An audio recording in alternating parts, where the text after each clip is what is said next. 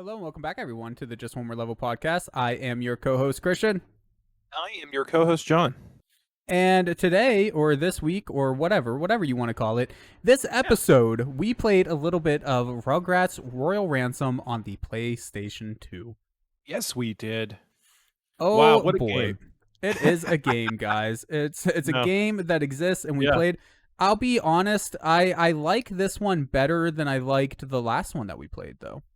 Okay. Can I just be honest about that? Like, absolutely. Well, there's more to do in this game. Yeah. And I mean, that's fair. Yeah. We played. We're talking about Nicktoons Unite, of course.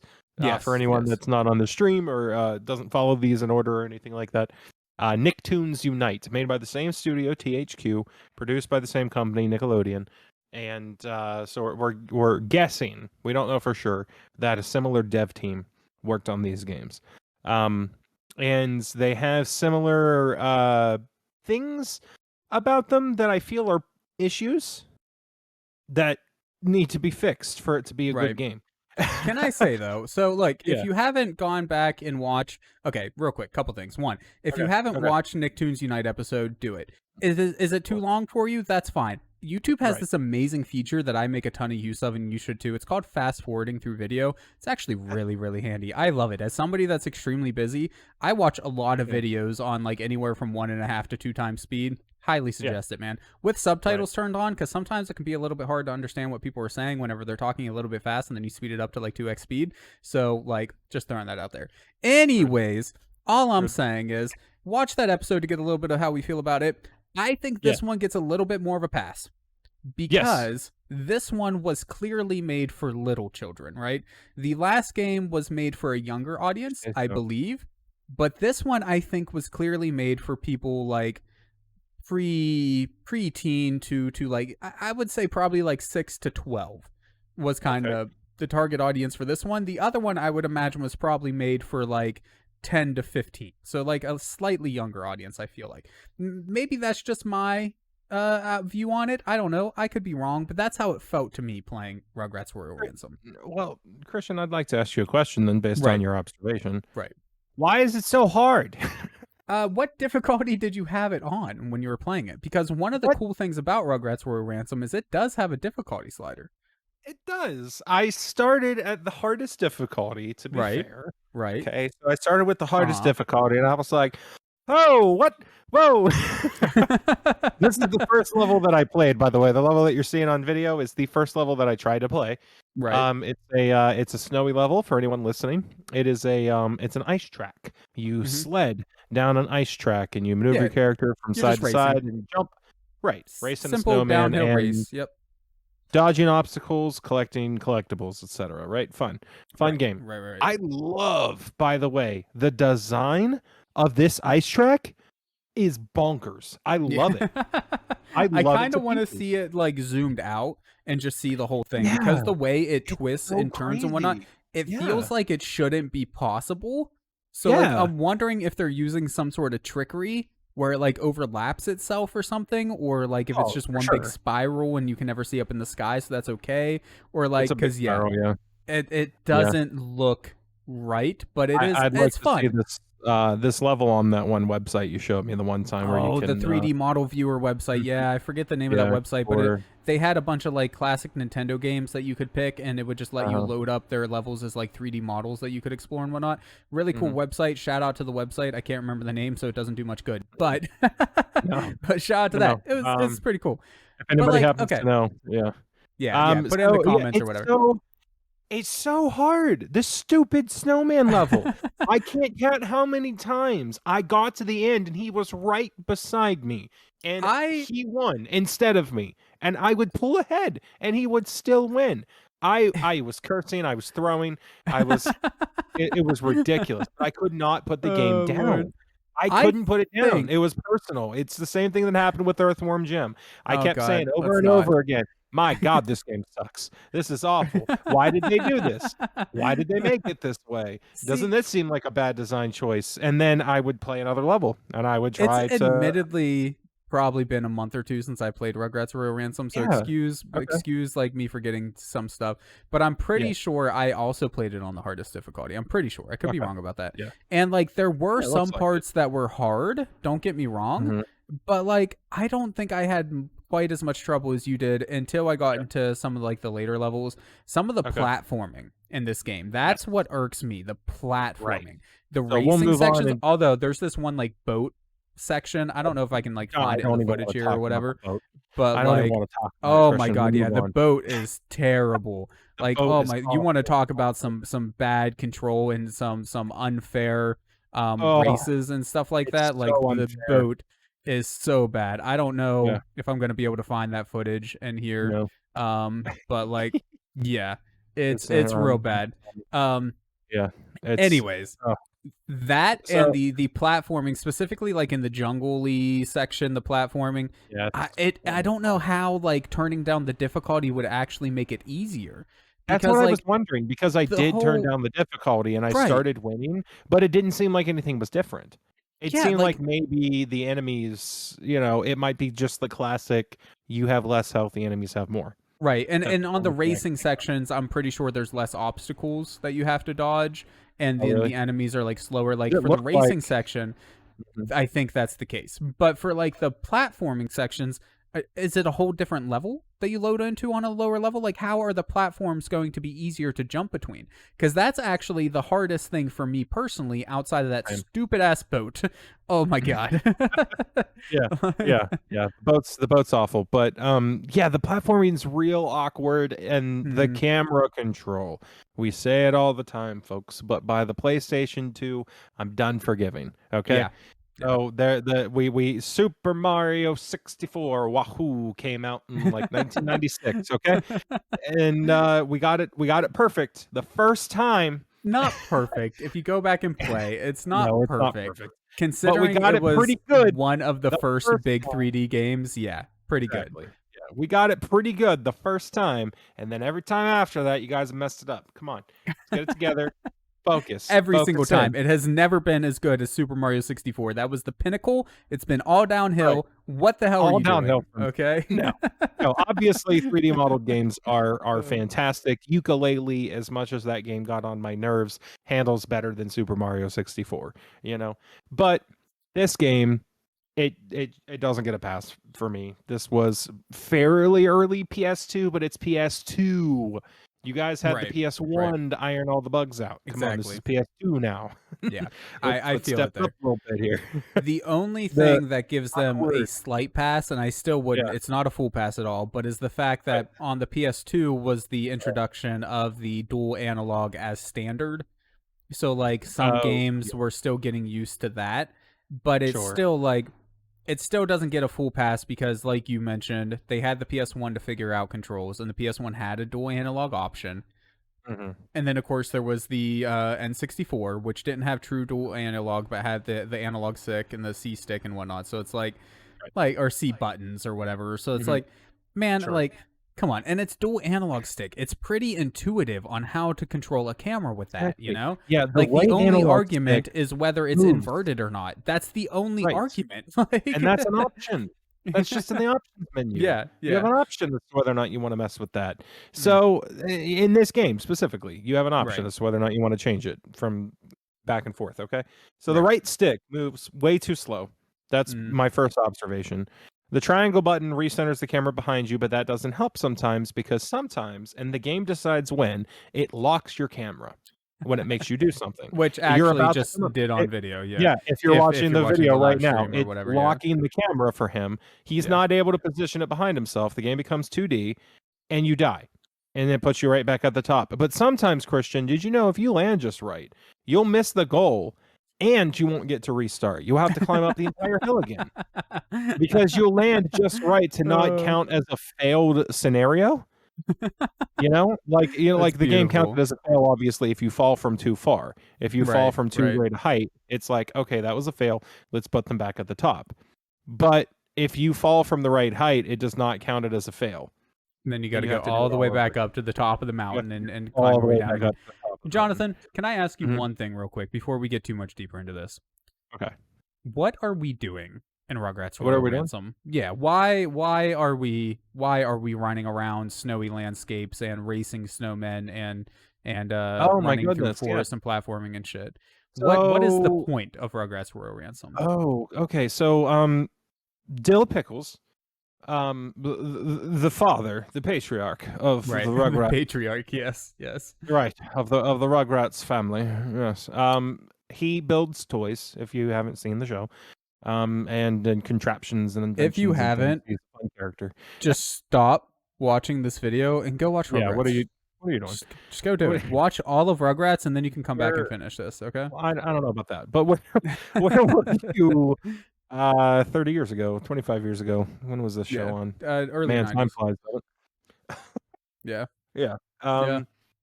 Yeah. So anyway, Dill Pickles, his newest contraption, his newest invention, is a play tower, but it's a crazy play tower that magically transports you to other dimensions. That's not what he says out loud, but he says, "Hey, look, Dad, I built a play tower." There's a dad in the show, Grandpa. The grandpa always watches the kids, and Grandpa falls asleep, so the kids can Every get time. up to nonsense. Every time. Right. So, just in case you never saw the show. But anyway, that's what happens. So Grandpa's watching the kids. Toy tower explodes, not explodes, but grows big like it's supposed to. And then Dill Pickles says, "I got to go to the store to buy duct tape and paper clips." That's Right. he literally says that. Yeah, that's what he uses to build shit. Yeah, that's just canon to the show. That is. So he goes to the store to buy duct tape and paper clips, and then he says that his oh my god, what does he call it? He calls it something so phallic that it's hilarious. I have no idea. It's the PP. It's the play place. It's the PP 3000. The PP 3000. Yes, his play place is the PP 3000. That's my favorite. Yeah, and then it's a big tower that grows into a longer tower. Yeah. Yeah. And I'm like, oh, what'd you do there, Nickelodeon? I see you. You know what they did there. They know I what do they know did what there. they did there. Like, yeah. Yeah. But anyway, Angelica, of course, takes this opportunity to get up to her old shenanigans of being the villain and steals the Rugrats toys and takes them all the way to the top of the tower. So you have to go to the top of the tower, or Angelica will proclaim herself the queen of the castle and make you her royal subjects, her suspects. Fucking hate Angelica. I'm sorry. I do. I hate her with a passion. Just in general? She is the third worst villain ever, right? Number 1 is Joffrey from Game of Thrones. Number 2 is Dolores Umbridge from Harry Potter. And then you have Angelica. I'm just saying, those it's just unequivocally those are the top. As far as like evil characters or villains that you don't like, just villains. No, like evil, like just the worst people, man. Like the worst people in existence. Yeah, like it goes. Angelica is up there. Number three. Number three. You think number 3? Yeah, I mean, Joffrey's definitely number 1. You can at me if you don't agree with that. Ramsay as opposed to Joffrey. Ramsay stuff as like the worst though. No, because like Joffrey though, and it's a testament to the actor that played him. Like he's just the worst, man. Maybe, yeah. I would say like Ramsay probably did worse things, right? Like they both did a lot of really fucked up things. So it's hard to say because like you see him doing worse things, but it's also alluded to that Joffrey was doing similar not necessarily the same thing, but definitely torturing people and things. So like he was. Yeah, they're both extremely messed up. But Joffrey is the worst. Anyways, and then Dolores Umbridge, come on, everybody hates her. She was more evil than Voldemort. Sorry. Dolores Umbridge is evil. She's evil because she's I think Dolores Umbridge is evil because she's neutral evil. She's blindly loyal for no reason. Just no so reason she follows the Ministry. Like for instance, she follows the Ministry even and the last installment when it gets so corrupt that it's blatantly being run by Death Eaters. She still follows the Ministry because she's just loyal to the Ministry. So that means that she can't think for her own. And she has no empathy, which makes her a psychopath. Right. Yes. Unlike Voldemort. She's the worst. I would rather have Voldemort than Dolores Umbridge. And then you have Angelica. That's at least Voldemort. That's my list. Bolton might be number 4. Ramsay Bolton might be number 4. But Angelica, she's terrible. Anyways, jokes aside though, yeah, no, she's evil. She steals all the kids' toys, takes to the top of the tower. The kids now have to be transported to different dimensions to collect batteries and things so that they can get to Angelica and get their toys back because she's an evil person. And that's the whole point of the game. That's what you're doing. And then so like you're just transported to different little levels. Basically, you can think like Mario 64. Another comparison there with like the paintings. Yeah. Similar sort of thing here. You're just being transported to different levels to find collectibles. It's a classic collect-a-thon sort of deal. The point A to point B, Christian. Right. Right. Yeah. So, in order to get to these levels, you have to get onto the play place, right? Mm-hmm. Now, the PP3000. You don't get the PP3000. Yes. Yeah. So, in order to get onto the PP3000, you need to pay admission. You have to pay tokens. 100 coins gives you a 1-up. So essentially, like ground zero for the game is the PP3000, not the backyard. Right. So which is confusing. like that's so confusing. Yeah. So when you fail a level, you do not get to continue. Okay. You get sent back to the backyard. You fall out of the play place, as it were. Right. Yes. So you now fall out of the PP. You fall out of the PP. So when you fall out of the PP and you're trying to get back into the PP, you need to pay the PP toll. Yes. You need to pay 100 tokens of the PP toll in order to get back into the PP. Now, the thing that you need to worry about when trying to get back into the PP is, of course, why? Why do you need to pay money? If it's Mario, make it Mario. In Mario, you walk into the castle, you go into the fucking world. You pay. You don't need to pay 100 coins to go into the world. You just go. And in this game, you can't just go. You have to pay 100 coins to get back onto the tower. I was strategically placing my Rugrats around the yard in order to collect the coins that would respawn every time one of them died in order to get them back up there, which is ridiculous. And when it's game over, it's horde game over. It's like Super Mario Brothers 1. Game over. Like, is it like just restart clear from the beginning, game over? Because that's the one thing I didn't have happen from the beginning. That's terrible. If you don't intentionally hit the start button and save your game on your own, there's no prompts to save your game. But if you don't push the start button and save your game on your own in the yard or in the PP, then there is no save game. I played this game first for like a half an hour.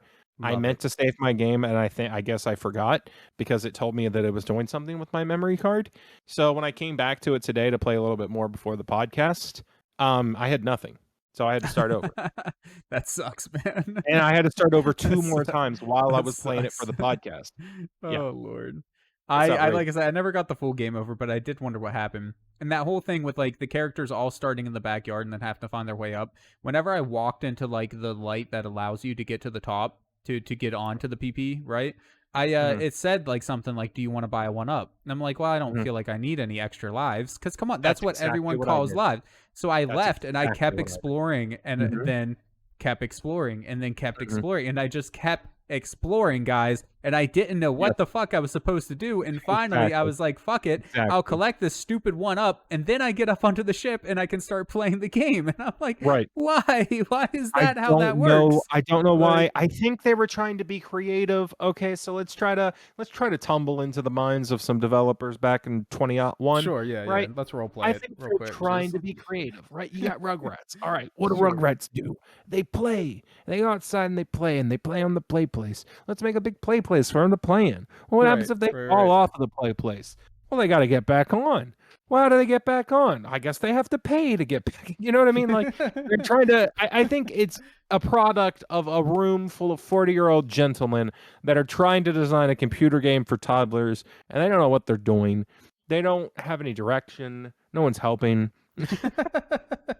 So I don't like. Why did they have to call it a 1-up though? That's the part that really irks me. Yeah, paying to get back up is whatever to me. And because you could consider the gold to be lives, just like each 100 gold is a life or whatever. And maybe that's where they came with the idea of calling it a 1-up. Yeah. But like, why not just call it a ride, an elevator, pay a toll, something? Because then I wouldn't have fucking ran around for an hour, not literally an hour, but for longer than I should have, trying to figure out what the hell I'm supposed to do. Oh, here's the boat, Christian. Oh, we found it.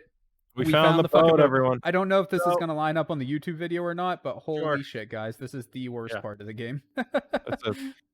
So right before this sequence, Christian was paused on a screen for a very long time. The screen that Christian was paused on was the start level screen. So when you get to the start level screen, you're told that you have to have a battery in order to unlock the gates that transport you to different dimensions. Okay, so you've already found a battery at this point. So you're like, oh, okay, cool. Now the display says right beside it, like, this is how many batteries you need, and it has one big battery and then two small ones. And I'm like, it does. So does that mean I don't have enough batteries? Like, my thing was like, oh okay, so the other icons grow when you find the battery.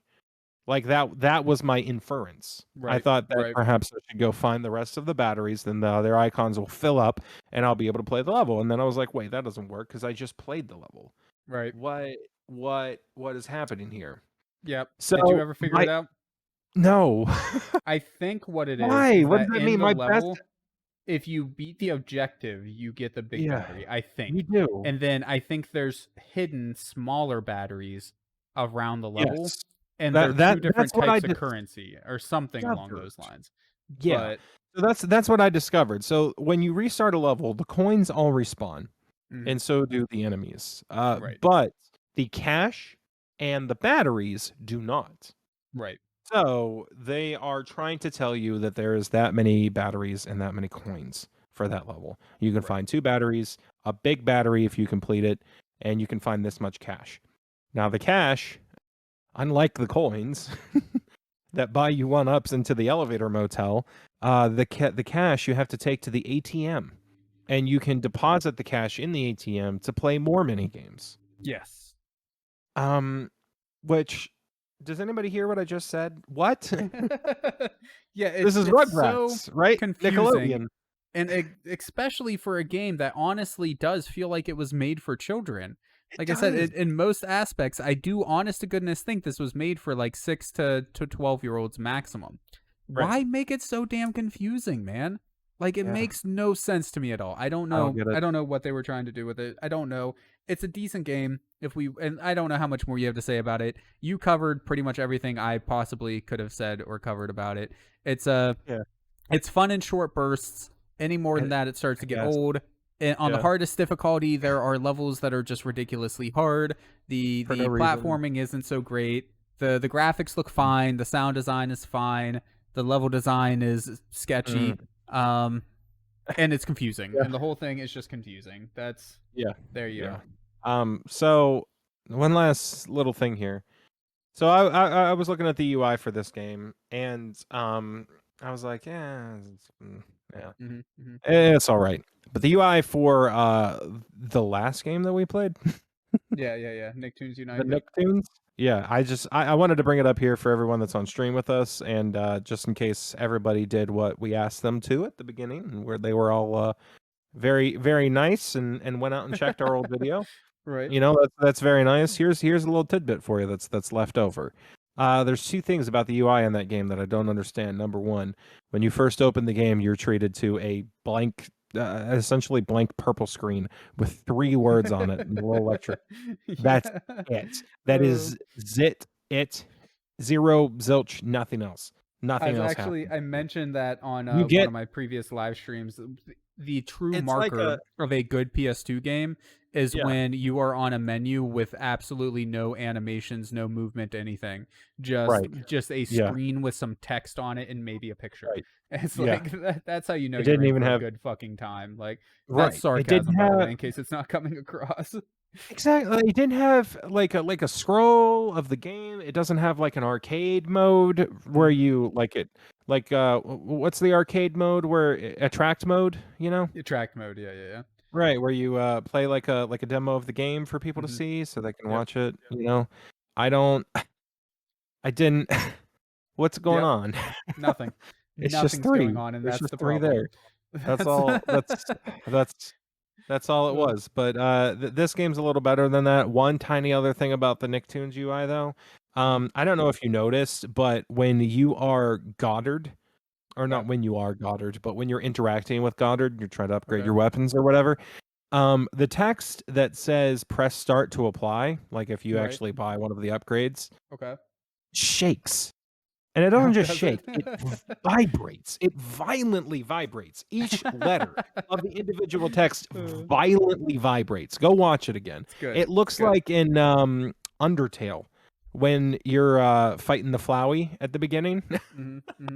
And its text starts like getting capitalized and looking different and vibrating to indicate that he's evil. Beautiful. Yeah, the epitome of game design right there, man. Precisely. I think they were trying to do something fun, but they totally missed the mark and they made it look haunted.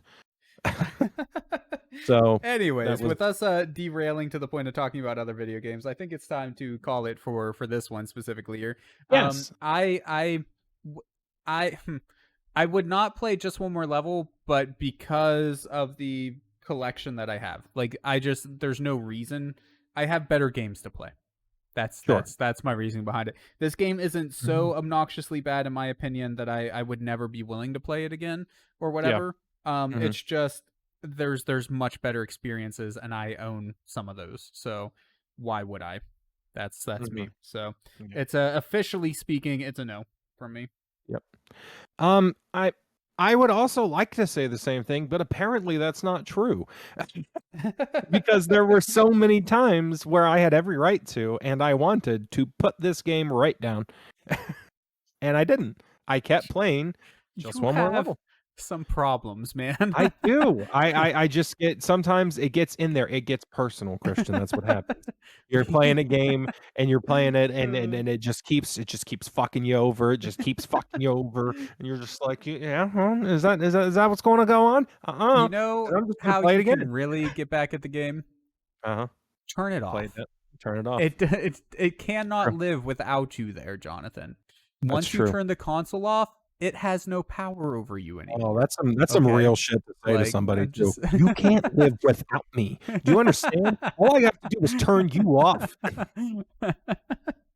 Oh, this is the here at the end. This is the forest level that I was talking about. By the way, worst platforming in the game. Terrible. Yes. But anyways, other than maybe, did you see, Christian? Here's the thing too. I beat enough of the game to unlock the second tier.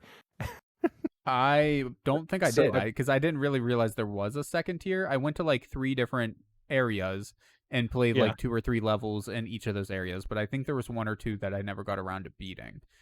So that was so then you had to have unlocked it when the tower grows and you get the clown world and the. Yeah, no, I didn't get to the clown world. I didn't even know there was a clown world. So yeah. So so you play through the jungle. You play through the jungle in the snow, and once you get enough big batteries, it unlocks the second level of the play place. Okay. And there's more to do there. And there's a clown world, and then there's one that has a little seahorse on it, and there's I think like a little rocket ship. So I'm not sure what the other worlds are, but that reminds me of Pac-Man world. On a trip in our favorite rocket ship, flying through the skies. Sorry, you can't say rocket ship without that song. Just living in my head. I wasn't aware. Yeah, it's a I've heard people sing that before, but I don't know. I don't actually know what that song is, to be honest with you. Little Einsteins.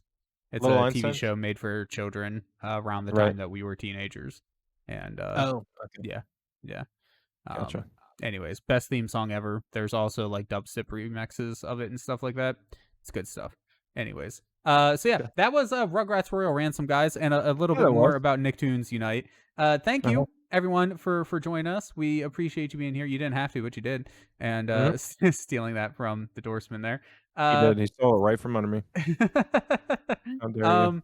But anyways, Jonathan. Yeah, you tell us. I told us last time. Where are we? Well, guys, if you want to look at some other stuff that we're doing when we're not doing the podcast, we have links in the description down below the video or in the description section of the podcast provider of choice. Yes. And you can check us out there. Christian does a lot of fun stuff. He does a lot of side projects, little shorts and streams where he's playing every PlayStation 2 game released in North America, or at least he's going to try to over the next couple of years of his life. Hopefully he makes probably more than that.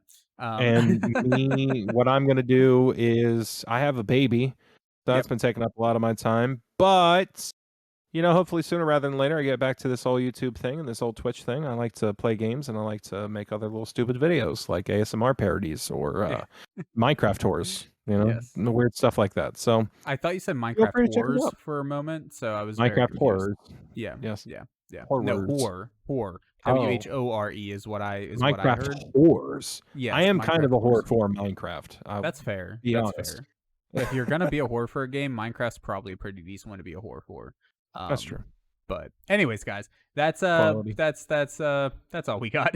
we're gonna end it here for the video. Thank you guys for watching. Don't know for sure what we're covering next week. Probably Dark Cloud or Odin Sphere. We don't know, but we hope you'll join us then. And be decent. Bye bye. That's right. Bye bye.